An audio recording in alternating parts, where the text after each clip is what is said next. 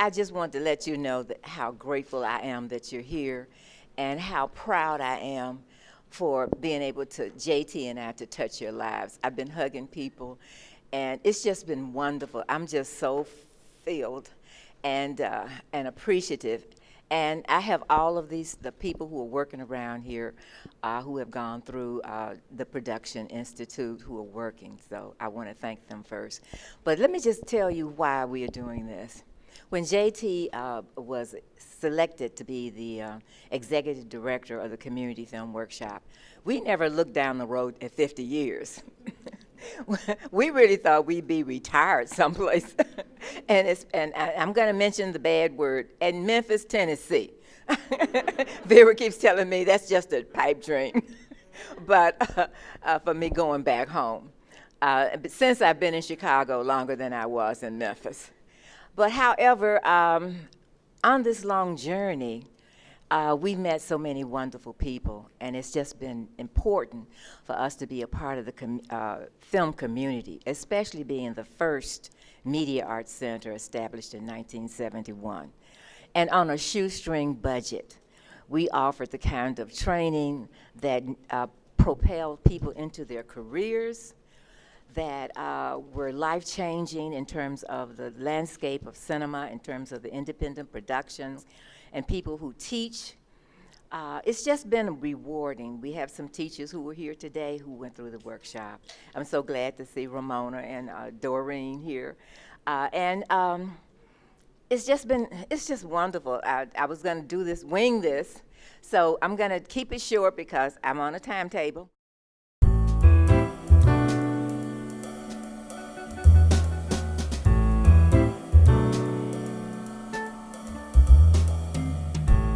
The Community Film Workshop Council started in 1968, and they were funded by the American Film Institute with later grants from the Ford Foundation and the Office of Economic Opportunity.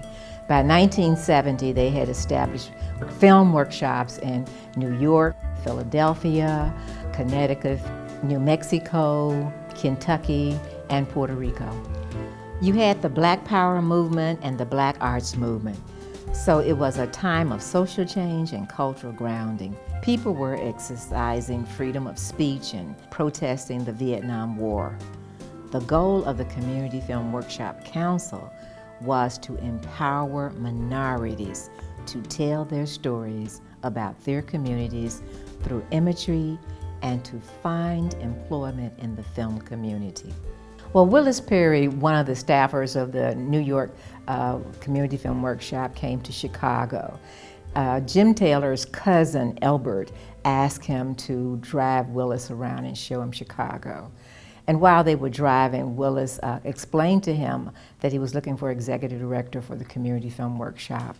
In that conversation, he sort of interviewed Jim. And the next day he called Jim and said, well, do you want the job? And he said, great. Said, yes, I want it. And that's how the Community Film Workshop of Chicago was established. There was a set curriculum. All students made 2 films, a voiceover film and a sync sound film. They rotated crew positions. We emphasized teamwork and being on time. When participants finished the program, we got them internships with production houses and jobs in television and on feature films. I received a grant to attend the University of Chicago. I have a master's in social work. And my roommate and I had met a young man by the name of Bob Richards, and he was covering the sanitation strike in Memphis, Tennessee. We received a grant to come to Chicago, and he was just showing us around. And he said, well, I want to take you by a friend of mine's studio. He's a photographer. And that's when I met JT, the first day I was here. So I enrolled in the very first class of the Community Film Workshop. And I guess I just never left because JT and I were a May-December couple, and we got married in 1973. The workshop started in March of 1971, and within that year, they received notice that the funding was just cut abruptly. But JT and his staff has started developing a nonprofit organization, and they received their first grant from the National Endowment for Arts. And then they received later grants from the Illinois Arts Council, the City of Chicago, and support from the MacArthur Foundation. Our students have worked at Harpo Studios, local television stations, and on independent film projects. They've won Emmys. Their work has been showcased both nationally and internationally in film festivals and in theaters. Many of them have their own production companies. One of the things JT really wanted to do was to incubate a film organization for Blacks. In 2012, we started collaborating with organizations to develop new programs. Real Black Filmmakers is a network that provides information, resources, and assistance to filmmakers of African descent. We study and analyze visual media with the goals of educating and uplifting our communities worldwide. While I was on the board of Cartoon Films, Gordon Quinn talked to me about a diversity program. And so we came up with the idea of the Diverse Voices in Docs to help emerging filmmakers of color move to that next level of getting their project completed. We meet with fellows once a month from January through June and offer workshops on production development, storytelling, ethics, crowdfunding, distribution, and the opportunity to pitch projects to potential funders. The young people that I've been working with in this park are very talented. We teach everything from digital photography and video to nutrition. Sometimes the children storyboard about violence in their community and other issues. Our goal is to reduce violent behavior, and we really try to help them become more articulate.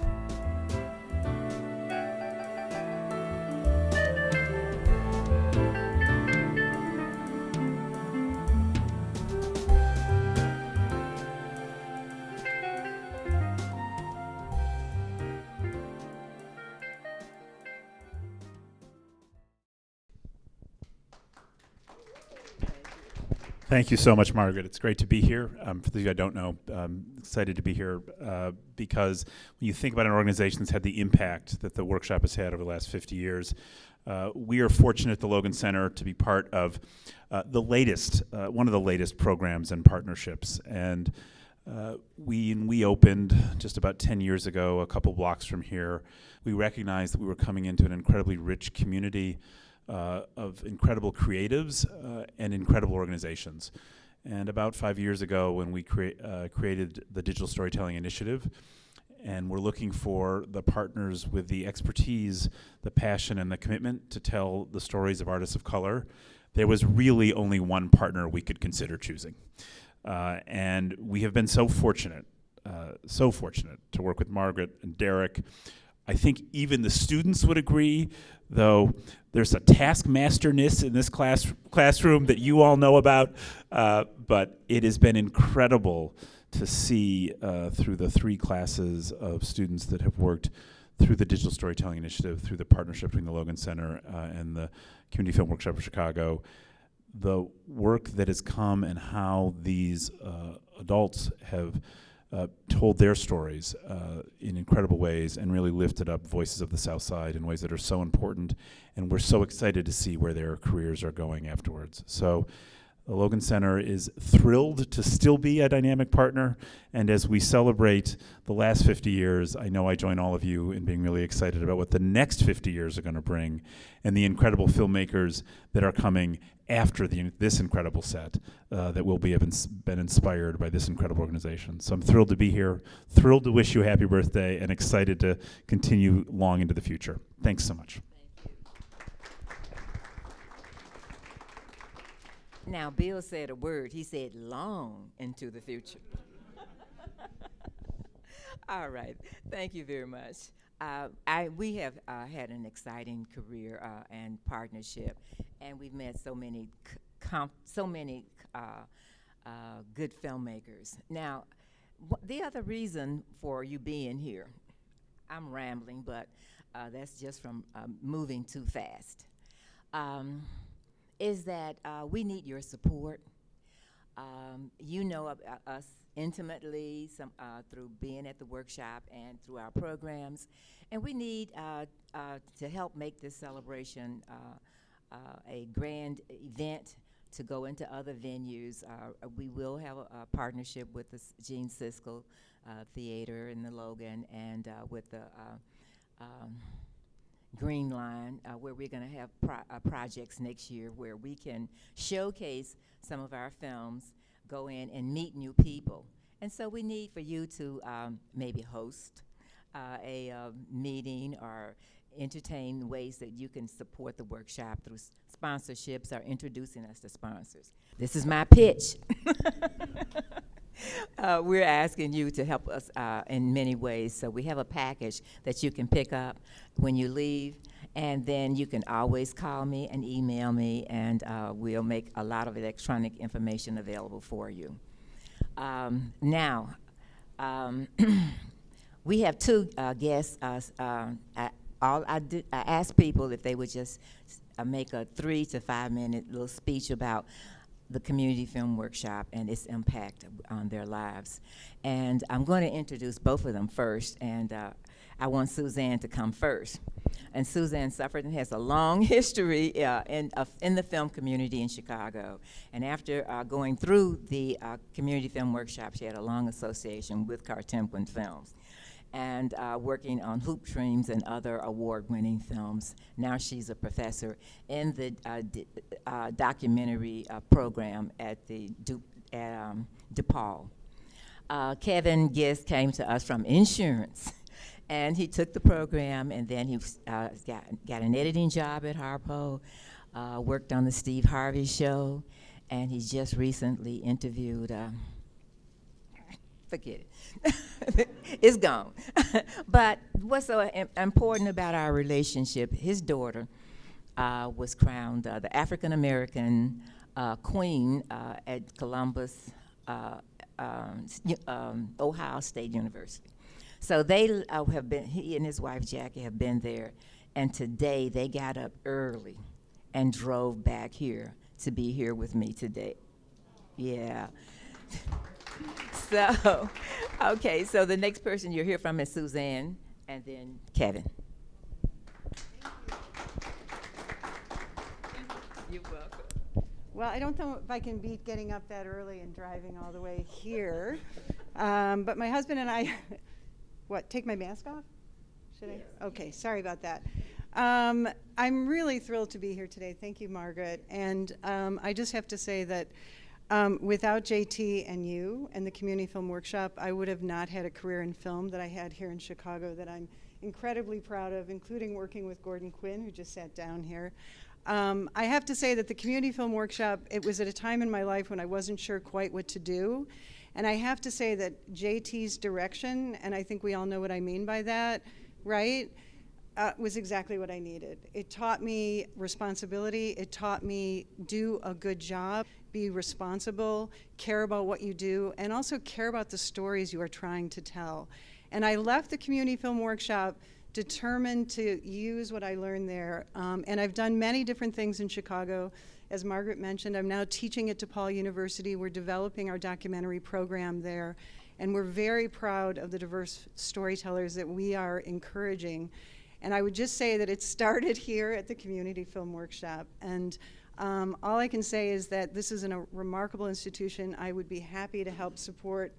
And you use the word long in my description of what I've done, but also in the description of this community. And I hope that this is something that grows into the future, supports more and more community filmmakers, filmmakers of color, everyone who is interested in telling a story that has value that we have not heard yet, all of those wonderful things that I learned at the Community Film Workshop. So thank you all. That's all I'm going to say. I'd like to hear about you're up next, I think, or no? Yes. And how about your daughter? I'm going to give you some extra time so you can talk about your daughter as well.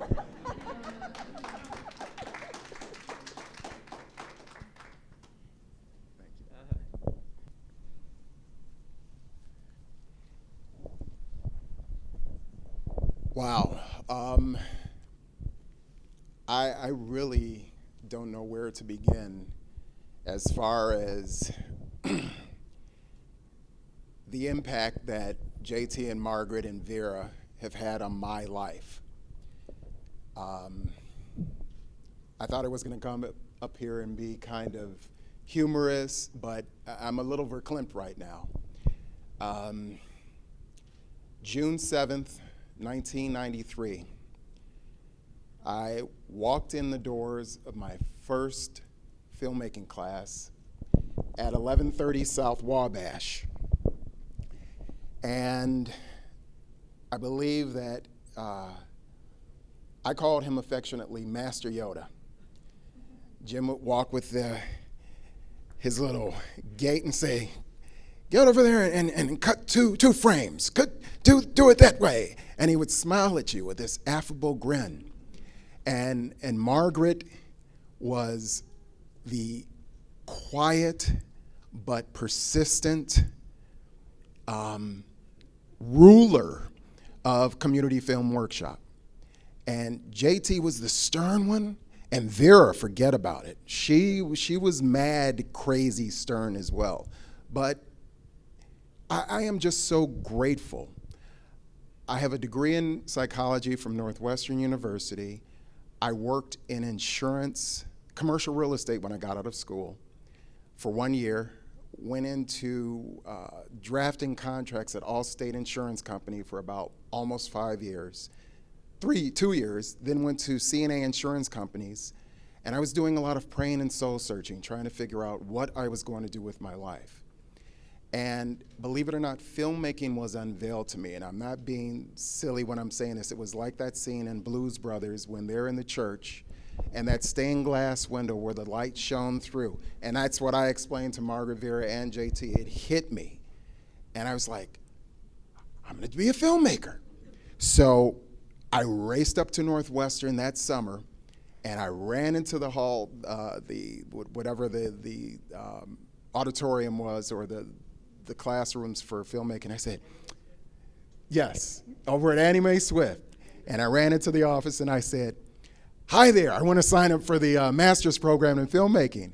And she said, "Well, great, what experience?" I said, "Well, I'm an graduate from here, and degree in psychology." She said, "Well, what filmmaking experience?" I was like, "Well, I used to run the projector in 5th grade in grammar school, and I played with my dad's Super 8 camera, and I used to, do projection for the family."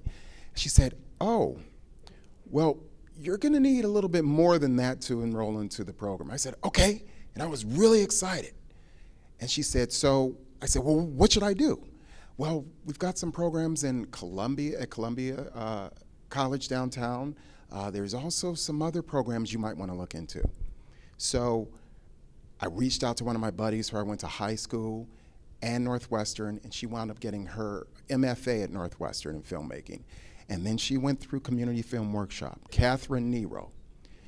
She is integral to me finding Community Film Workshop. I went there with my briefcase after work one day, walked in. I said, "Hi, I'm interested in filmmaking. What do I need to do?" And Margaret and Vera looked at me and were like, "Who is this guy, and where is he coming from?" And I said, "I'm interested." And they said, "Well, we have another class starting next week." I said, "I'll be here." And I came in there, I was so excited. I left CNA, walked around the corner, came in there, I said, with my briefcase, suit and tie, loosened my tie, took off my jacket, had my notebook out, and I was ready to go. From that point, I learned the fundamentals of filmmaking. The fundamentals of filmmaking. As Margaret said, we learned how to do a 2-minute voiceover and a 3-minute sync sound. Both of mine sucked, but that was okay. They were all right. And I think it was a warning sign when my first film I did on the beach. Who, remember that? Vera said, "Who in filmmaking does their first film on the beach?" I was like, well, what was it? Well, sand in the bag, sand in the gate, sand. I said, okay, I learned from that. But to fast forward, my heart is overwhelmed with gratitude to Margaret, Vera, JT, and the Community Film Workshop. I have been blessed to have doors open because of them. In 1994, right after I finished, I think, the workshop, Paramount Pictures came to town, and they were looking for production assistants to work on Losing Isaiah. I sat across from the producer of Losing Isaiah. On Margaret's recommendation, there were a handful of us from the workshop, I think, that were interviewing there. And I sat across from the producer. I had completely restructured my resume to reflect filmmaking. I was a director on a student film. I was a camera guy on a film. I was audio. And that's all I had down there. And he said, did you go to high school? I was like, yeah. He said, did you graduate high school? I said, yeah, I sure did. And I said, actually, I have a degree in psychology from Northwestern. Northwestern? Why is that on here? I said, well, because I was trying to go the route and say, my son's at Northwestern. Oh, really? From that point, we started talking about his son. I asked about his fraternity because I knew he was in a fraternity. The long and the short end, Howard Koch and I became friends. Uh-oh, time out. What happened? That's my wrap it? Okay. I'm landing. Here I come, folks. Here, I'm a storyteller, a long-winded storyteller. All right, here we go. After over 28 years in the business, 17 years at Harpo Studios, working as a senior editor, blessed to be a Emmy Award-winning editor, senior editor at Steve Harvey talk show for 5 years. Now a remote editor for Tamron Hall. I have my own production company. I've been doing tons of stuff, clients. I owe it all to God and the Community Film Workshop. Thank you very much. I love you.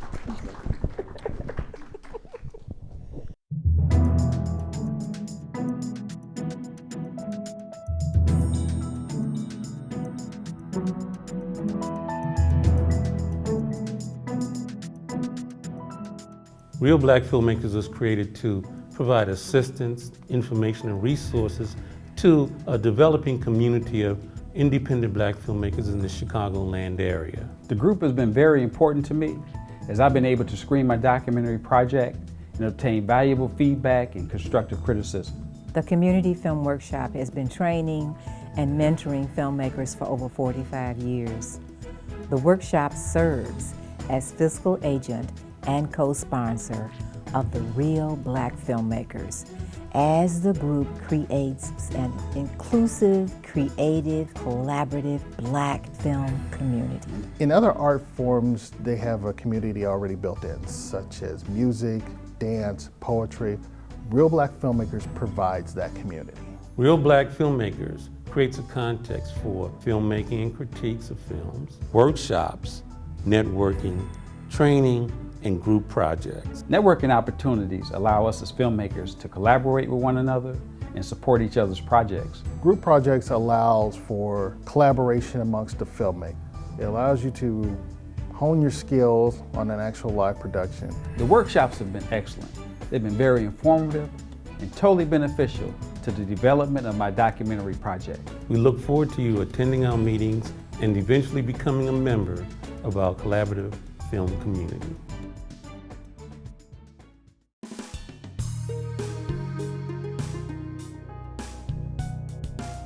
Filmmaking for me is my form of activism. I think that filmmaking is all about telling our stories and letting the world know that we're here. I think every day in every class there's something that you learn. The instruction received in this program is probably some of the best that I've ever experienced or witnessed. You know, and that's coming from someone that's actually gone to film school, taught film, My favorite part of this program, there's so many. It's like having to choose between your favorite children. I particularly loved the cinematography. The collaboration has been one of my favorite parts of the program. Sound, definitely sound. I really like the criticism that we give each other. There's so many elements of this program that's amazing. Just the whole process, the sharing, the collaborating, all of it is beautiful. We are creating like small teams of diverse filmmakers. Because otherwise, I mean, how are you gonna see the real world if you don't have diversity, right? I've had a lot of my own personal equipment that I've had for years that I've worked with, but now I have a better understanding and appreciation of how they really work, and have developed a skill set in terms of mastery of that equipment. I didn't really understand the cameras. I didn't really understand aperture and ISO and everything like that, and shot selection. And so that was really interesting for me. And also directing, when we had the director come in, and also having the female DP from Hollywood was incredible. It's not every day you have opportunity and access to some of the talent that Derek and Margaret Caples have been able to bring in. But it should be written as well as your script is written, because people will see that and determine whether or not they want to see your film. Yeah, so my project is called Sweet and Savory Dreams. It is the story of Ain't She Sweet cafe owner Margot Stratter's perseverance in business and the unexpected partnership that forms with her daughter as a result. I mean, there's some very interesting, projects that are coming out of this. I mean, there's projects on entrepreneurship. There's projects on death. There's projects about, folks trying to discover, their past. It's all about a young college professor who is book smart. She's very intelligent, but she's not street smart. And she buys a car from a used car salesman who stiffs her. It's about an artsy couple that decides to write a film together, and they dispute on what direction they're going to go in. For so long, I mean, you don't get to hear these voices, nor do people typically have access to this kind of setup, program-wise, the technology we have access to, the instruction that we've had access to. It's like being a kid in a candy store. I'm able to play with all the equipment and the toys and meet with like-minded fellow filmmakers who are as passionate about cinema as I am. I've learned a lot. Probably the most valuable thing is being able to honor and respect and receive the creative input from other people who are on the team. I think when I first came into this program, I was intimidated by the things that I didn't know. And I had a professor once that said, the way to artistic freedom is technical confidence. And I think that this program has really helped me to feel more confident technically, and that from that, I've discovered this artistic freedom that this is possible. I can do this. It's for anyone, and I think any level of experience, and people have been able to work on their strengths and really have opportunities to develop their weaknesses as well. Now I'm way more confident, and I hope that my courage to tell different stories give others the courage to tell theirs. I would like to simply say thank you to the entire DSI team. This has been an extraordinary experience. It has allowed me to not only develop my skill level, but to also step outside of my comfort zone.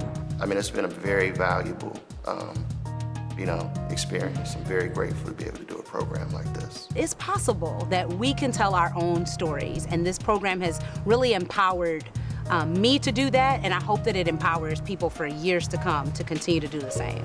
It's been a lot of fun.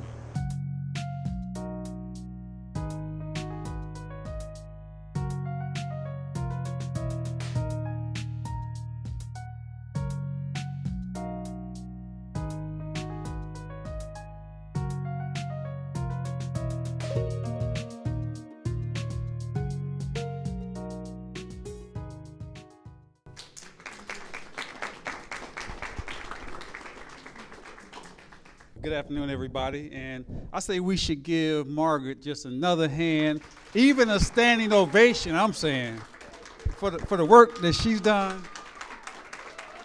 And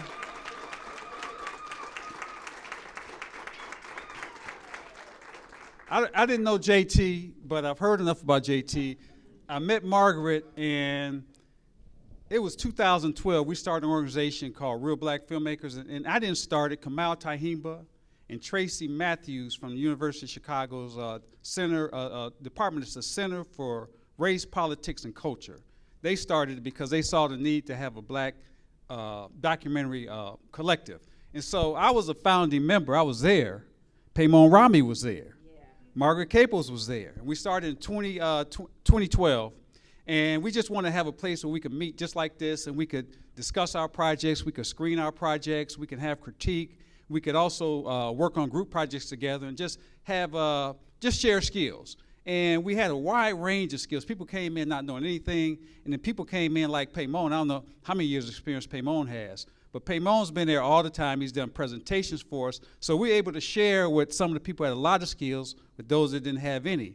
And several of our members had participated in a collaborative that Margaret established with Gordon Quinn, and that was Diverse Voices and Docs. We had at least 10 of our members from Real Black Filmmakers who participated in that program. We've also had our members showcase their work not only around the country, but also around the world. So we served as that collaborative. And what happened was we met through Tracy at the University of Chicago, and they were working on the building. And so we needed a place to meet. And so Margaret graciously said, well, y'all can meet here. And that was our connection. And we stayed. And we're going on 10 years now. And ever since then, it's just been growing and growing. And just one more thing about Margaret. One thing about Margaret is the things you don't see. She's on the bus. She's not driving. She's on the bus. She's working 7 days a week. She's really committed. And after 50 years of doing something, most people would have a seat. She's still not having a seat. So it was a pleasure for our organization to be able to partner with her organization.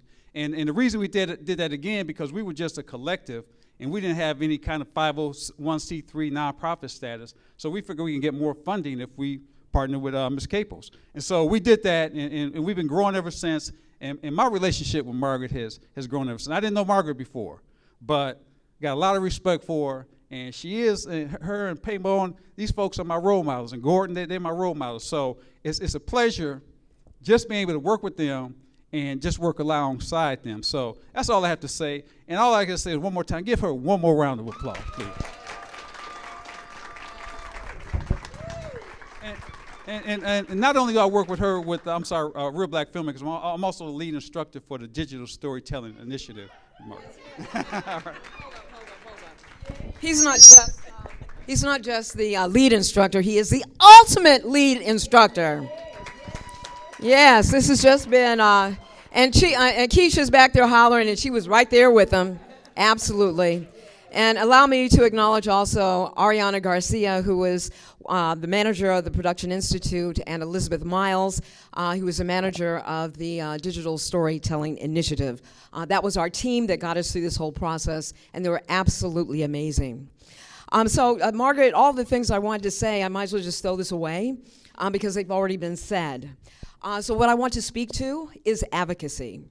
What I find very interesting is 50 years ago when this first started in 1971, it was in the midst of, as you saw, all of the racial upheaval that was going on at the time.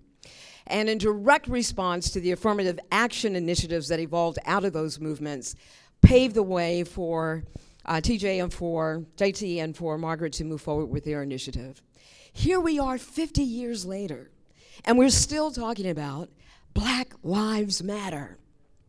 And we're still talking about it coming up and bubbling out of yet another important black movement. My point here is that as a theologian and as a career broadcaster, I understand and appreciate that all of life moves on the trajectory of story. But if we're not telling the stories, we run the risk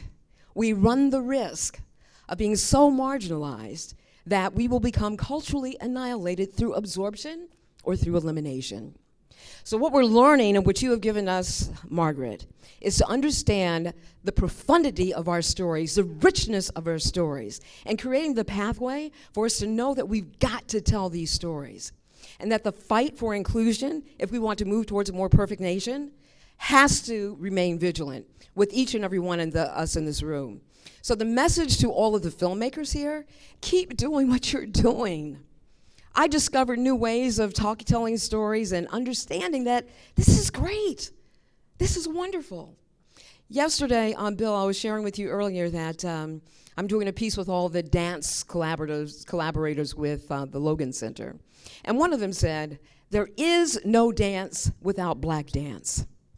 Margaret, there is no story without the black story. So please move forward telling those stories powerfully, with integrity, with passion, and with truth. And I thank you for this extraordinary opportunity. You've been a part of the Digital Storytelling Initiative of 2021. Woo-woo! And wait a minute, let me give a special hug to my 2021 cohorts. Woo-woo! Thank you. I love this. I love all of them, but I love this group. They call themselves the cohorts. There's so much love in the group, and we just had a really great time. Okay.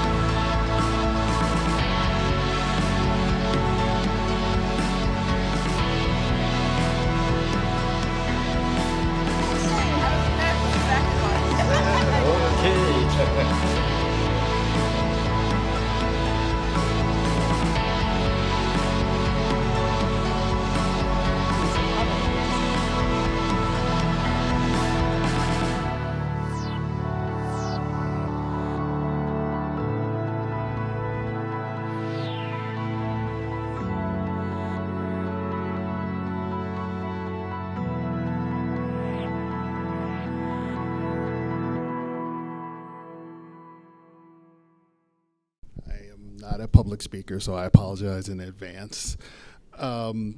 Congratulations, 50 years, it's amazing, well deserved.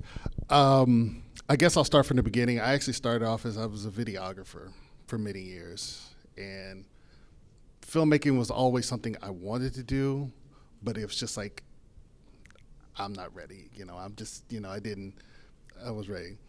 And so I was on a shoot, and I ran into Kamau. And we started talking because he was shooting for someone else. And then he said, we're trying to put together this group called, they didn't have a name at the time, but we're just trying to get, black filmmakers together.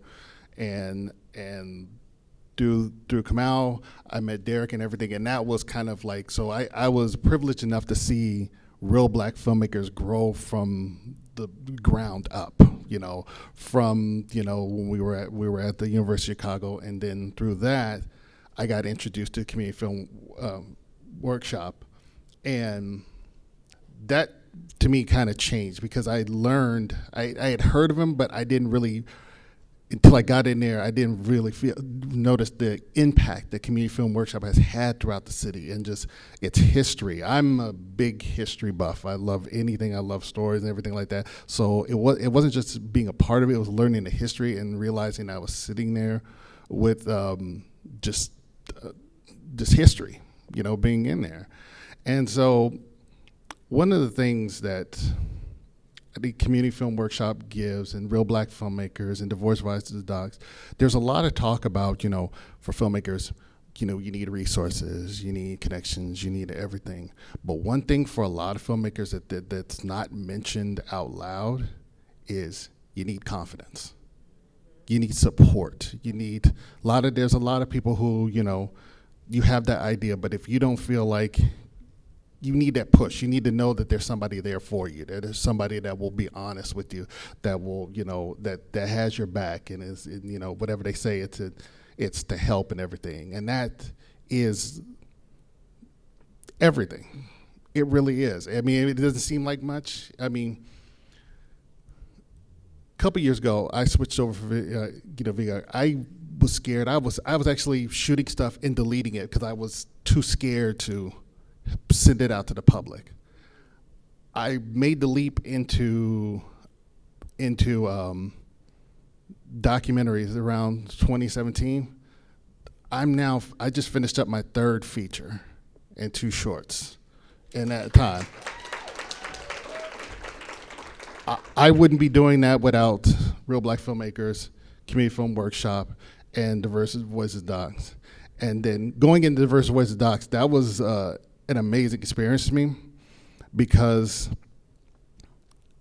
you know the filmmaker, you know what your vision, you know. For me, I was real guerrilla, real independent. I just kind of grabbed my stuff and dressed around there and just shot whatever I wanted. And I become kind of almost, I won't say too guerrilla. Like, I had this kind of jaded view. Like, I didn't apply for grants because I thought, I'm never gonna get it.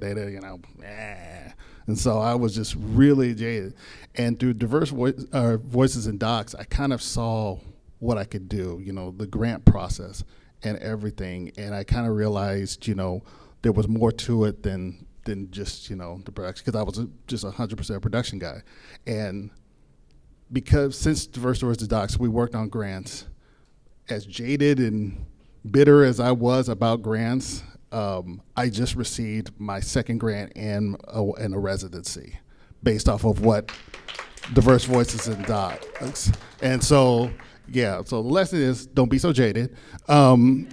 It's just, this is, I don't think I'm here. I don't think I have the drive to do it without these people, and I am just forever grateful and thankful, and congratulations and thank you so much.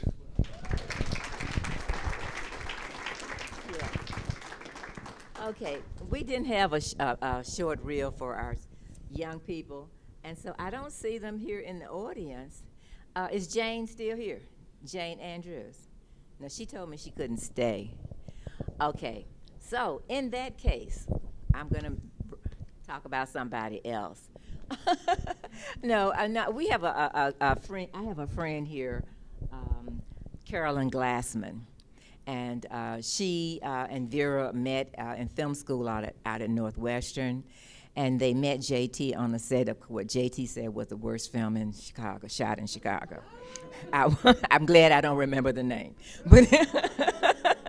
but they became good friends and came up to the workshop. Vera eventually was a film history teacher, and I said, she can teach. So she became an instructor, and Carolyn came on as a program assistant. And we hired her also for, she was the coordinator for Chicago Area Film and Video Network. Yeah, we were trying to do everything, Gordon, without any money, and so we did hold 2 conferences. Then she went to CAN TV, and from there she went into the State Department, and now she's and I'm going to get this right because I wrote it down. She's the State Department Senior Advisor to the Smithsonian Institute. I want Carolyn Glassman to stand. She came all the way from D.C. to be here today with me and Vera, so thank you so very much. Now, I'm going to let my partner of almost 40 years, Gordon Quinn, say something. We're ready at the hip.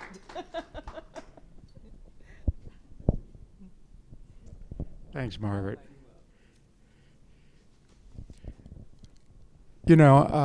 I met Margaret at Jim in the early 70s when the workshop was on Clark Street. And I remember coming down there to work on their Steenbeck back in the days when we were working on celluloid. And, it's been incredible to watch the workshop survive all these years, because survival is a bit of a trick. But it's really been gratifying in the last few years to start to see the workshop get some of the resources and funding that it should have been getting all along. So I just want to congratulate the workshop. When we were thinking about how can we change the reality of who Cartemquin works with over the years, I first approached Margaret, and we came up with the vision for Diverse Voices in Films, which is now, I guess, about 10 years old. We have 100 fellows. Yeah, yeah. And so, the workshop and organizations, I'll just give a quick plug. I'm going to rush downtown to the Doc Chicago thing, too, to give the same plug. That advocacy is critical. And over the years, we have fought for things. IFTVS didn't come out of public television. It came out at a struggle from the grassroots, and Margaret and the workshop were a part of that. They were a part of advocating for the Minority Consortium and making sure that they survived over the years, because every time we win one of these things, there are forces trying to put it out of business. And so, it's been amazing that we've won so many battles over the years. The other thing that Margaret just mentioned it briefly, the workshop really was the first place, and Margaret, that put Chicago on the map in terms of independent filmmaking, because she became a part of the board of NAMAC, the National, now I don't know what it's, of Media Arts Centers. And being one of the oldest media arts centers in the country, she was right there. And she brought that conference to Chicago. And that was a huge deal in terms of Chicago's kind of the rest of the country understanding that we were here and that we were important. And, that was down at the Cultural Center. It was a huge national conference. And that was all Margaret's hard work. So I'll just give that little plug for advocacy. Thank you, Gordon. Now, I think we have another piece, and then I'll be doing my closing remarks.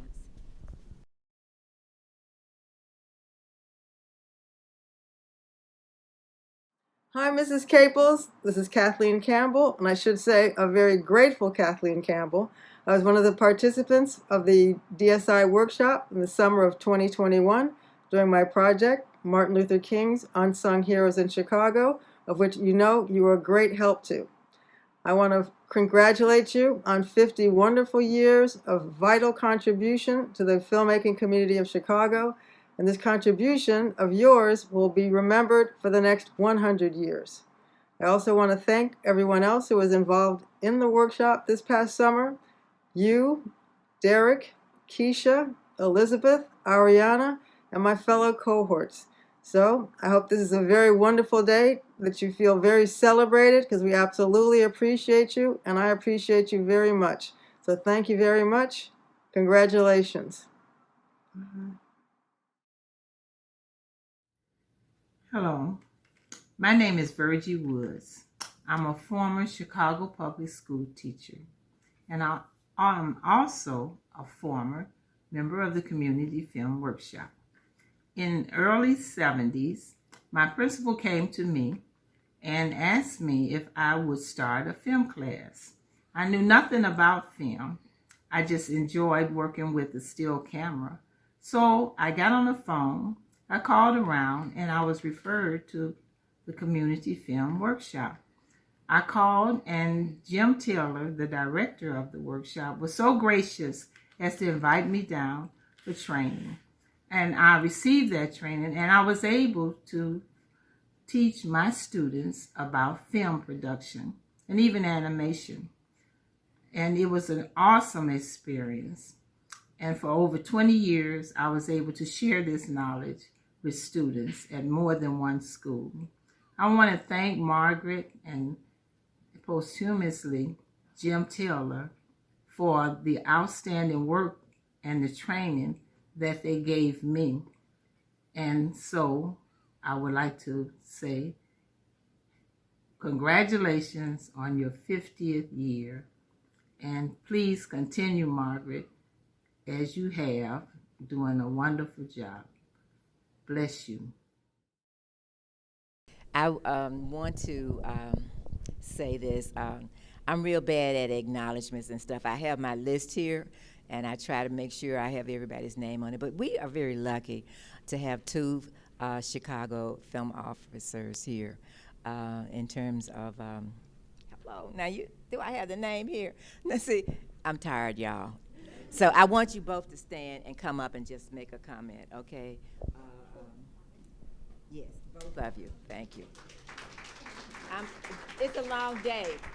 Now I want you to say something to the, I would like for you to make a statement to the group, simply because you know and what the history of the filmmaking has been in Chicago. It's been a rough road for people of color because with all of the, you know our city. I don't have to go into that. Okay, so, but the one thing that I can say is that we've had a supportive Chicago Film Office, and thank you very much. And you're first. Thank you, Margaret. I'm Rich Moskal. I'm the former director of the Chicago Film Office, and have always had a great admiration for the workshop. Largely because I first met Jim Taylor on the set of The Killing Floor, which was an independent feature that was shot here in Chicago. It was for American Playhouse, which was aired on PBS. But also that my wife Suzanne was one of the early graduates of the program. So it was great in a position in the film office to be able to collaborate and work and support the workshop, and it's really been a pleasure and an honor to support an organization that has had not only the stamina, but I think the vision to last this long and to do such good work in the community. So thank you, Margaret. And now I want to pass it to my successor, yes, Kwame Imoko, who is now the director of the Chicago Film Office. Thanks, Rich. And I just want everybody to know, Rich has always been a champion for independent film in the city of Chicago and for filmmakers. A lot of attention gets paid to all the big budget stuff that's come here and all the production work and whatnot, but Rich has always been working in the trenches to make sure that the filmmakers here in the city of Chicago has always had the most support that we can muster. So I just want to give it up for Rich. So I first met Margaret when she came into the office when I first started the job. And I'm from the production world. I didn't really come through the channels of independent film. I came through as a film production producer. I've done my own films and whatnot, but I didn't really have an opportunity to kind of, meet and grow up with the independent filmmakers here. And so Margaret came through the door and she told me about this amazing organization on the south side of Chicago that has been minting filmmakers for 50 years. And I got so excited about the opportunities that they could provide. And I'm really excited going forward to work with you and your organization to help bring about a renaissance of filmmakers of color from the south and the west side of the city of Chicago.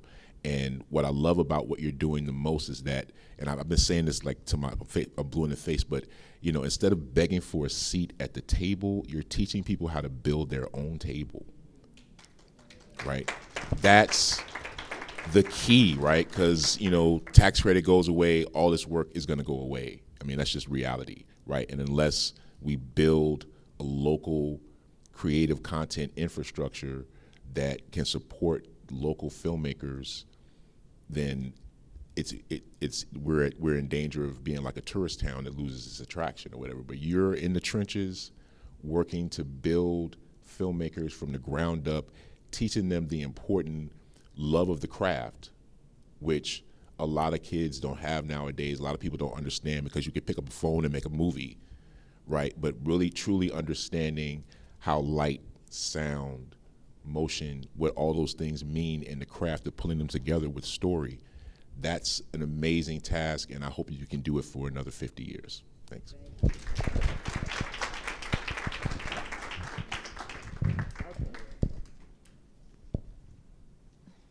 This is a job, y'all. Thank you, Rich and Kwame. I thank you very much. Now, I have to thank my committee. I have a 50-year anniversary committee. Everybody may not be here, but I'm going to go through the list. Shaga Walton, Vera Davis, Derek Grace, Keisha Chavers, Dion Nicole Smith, Christy Johnson, and Sabrina Craig. We're looking to expand. We are looking to expand that list. We don't ask that you. We're all busy people. I value your time, but if you can do one thing, do it. Let's join this list. I'm going to have an alumni group. I want some advisors. I want you to plug me into people that can do classes. That's how you're going to be able to help us move forward. Okay, today Natalie Battles assisted me, Melanated in America, in doing this production. Lionel Freeman, Cornell Braggs, Kathleen's on. Was here yesterday helping us with setup. So thank you. I know I'm missing some people who are out here filming. Oh, Sandra, and I'm somebody else. And Mark. Okay, yeah. I wanted to make sure I got all of the crew. So I got this light in my face. So I thank you very much. I see a lot of my old interns and instructors here. Thank you so very much. Okay, Vera, are you all set up to do any? Okay. Where is it located? In front of the mural, we have a video camera set up, and you can make a statement about the workshop or send us something that we can use. So please do that. We have lots of food here, so help eat, and you can take time to mingle. They won't throw us out of the building, but we wanted to get the program in and done, and give you time at the end to mingle and enjoy yourself. Thank you for coming.